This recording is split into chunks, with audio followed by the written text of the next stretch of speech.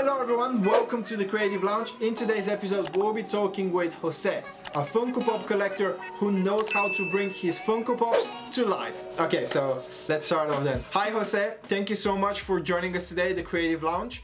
As a quick introduction, I would like to ask you to introduce yourself by telling us 3 things that we should know about you. My name is Jose Roman. I'm from Puerto Rico.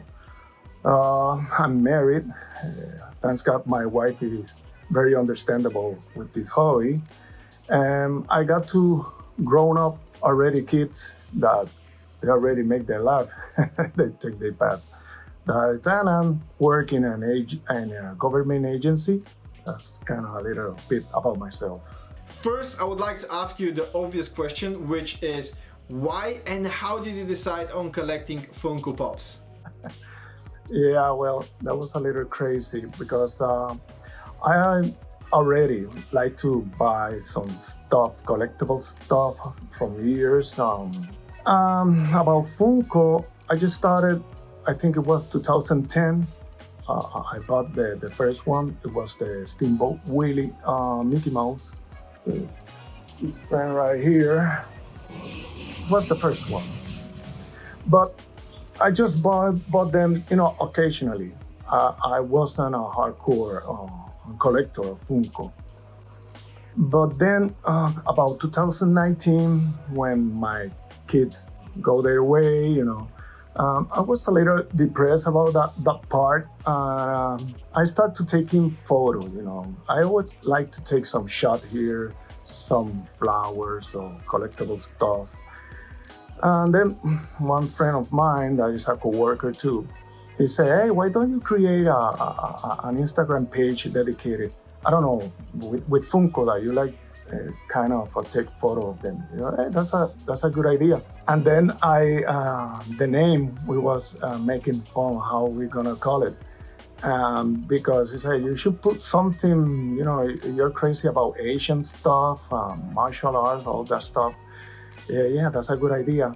Then I thought about the name of Tao. Tao is the way, the path in Chinese. And I put the Tao of Funko, trying, make a little fun that it's Kung Fu, but instead of Kung Fu is Funko, but Funku, you see? And how did you decide on starting to put those interesting facts with every post? I myself, I like a lot to read, watch documentary. Even when I saw the movie, I saw the special features. I saw everything, man. I was always hungry to know more. So sometimes when I put some Funko, I remember some facts. When I started to put it, I think I began to put some quotes of the movie. That was fun too. But I say, no, I want to go a little further. I want to put some facts and stuff like that. I think that's more interesting for me. I enjoy to search that facts because sometimes I know in a generally way, hey, I remember this. Let me search of that. And another question I wanted to ask you, obviously, first of all, how many pops do you have, if you have ever counted them? And then, which is your favorite one? Okay, I don't have exactly the number, but I think I got about 300. Yeah, about that number. And the good thing of Funko is they're not expensive. Well, at least when it's the first release, right? Then they got absorbed on prices because it's trending or something like that. So people tend to buy a lot of the Funko and resell it. It's fascinating, like I said, the Funko is kind of nostalgic. It brings you nostalgia, on having it. So I try to stop not to have that much, but the Funko company is so smart that they always have a license of every product. It's unbelievable. When I say, well, I should stop here, I got enough Funko just to invent myself and try to reinvent and do a lot of crazy stuff. And then they, release some crazy Funko that, oh my God, I can't believe they're gonna release this. oh man, I'm gonna have that one. It's complicated, you know. You have so many Funko Pops. Do you have a favorite one? And if yes, which one and why? You know, that's a very, very hard question. It's very common in the Instagram.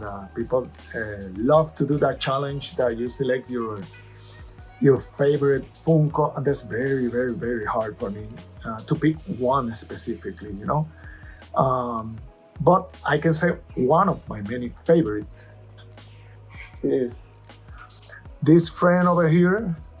It's Mr. Bruce Lee, because I love Bruce Lee, man.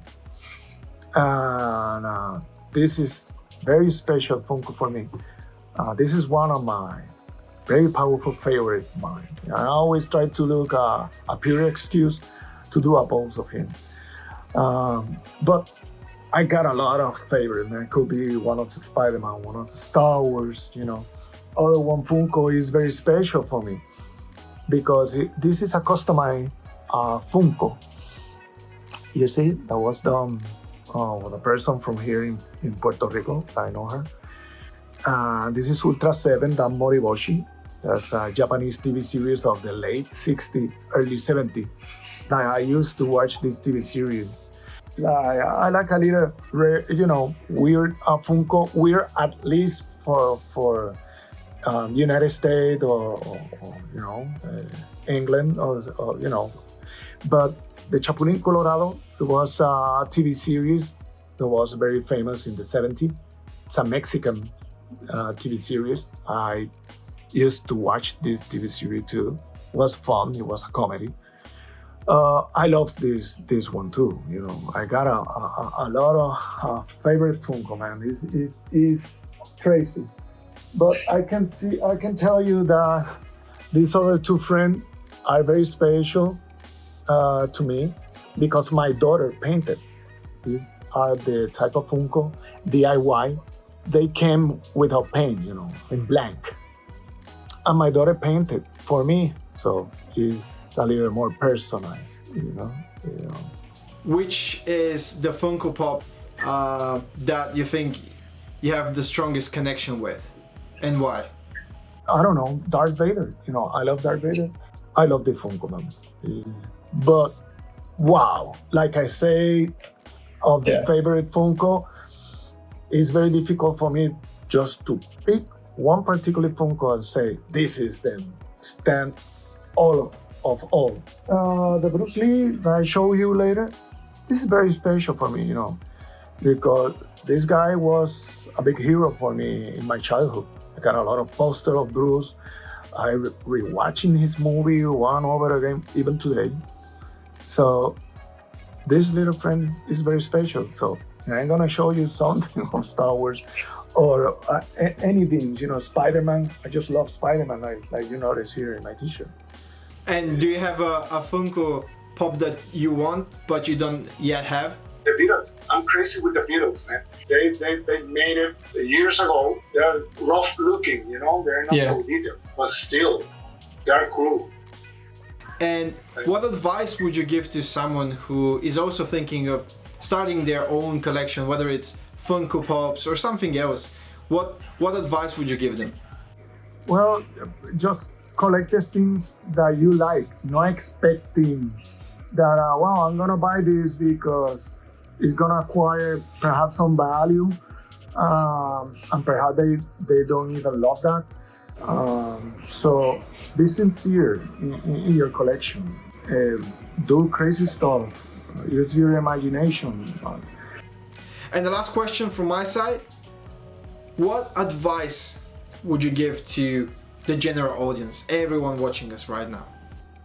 Well, it's very important is if you feel, I don't know, a little depressed, search a hobby. You know, the hobby tend to help a lot, man. Be yourself and use your imagination. Go for it. Well, guys, that was everything for today. I hope you enjoyed this interview with Jose, and please don't forget to check out his Instagram account, link in the description below. From me, Stefan Dimov, I'll see you next time.